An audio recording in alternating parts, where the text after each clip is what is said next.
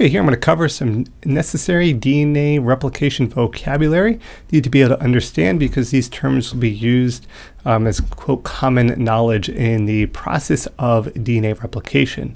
We see a couple of them labeled here, so if this initially doesn't make a lot of sense, hopefully after you watch the video, you come back to this, you'll be able to understand it more fully.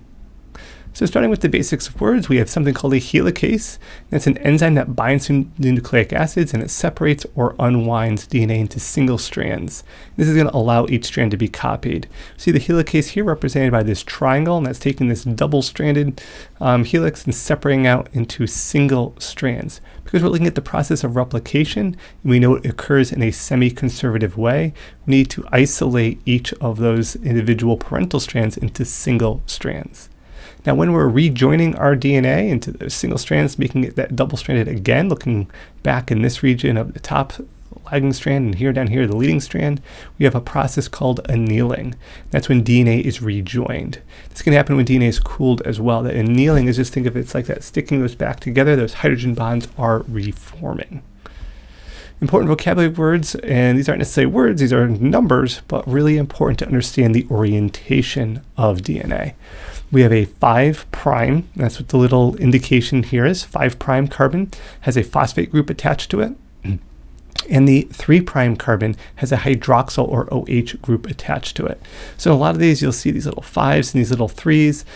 This is referring to the number 5 carbon and number 3 carbon.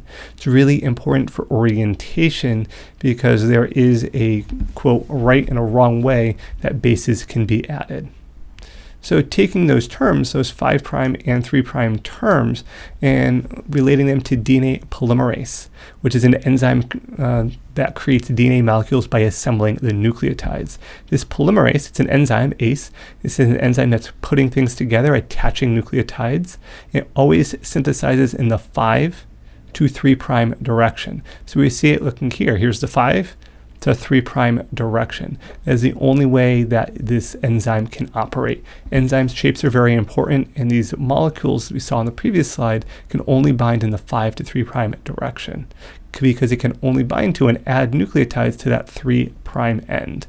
Now, when we're separating out our DNA, we'll notice that it is kind of like inverse. One's going one way, one's going the other way.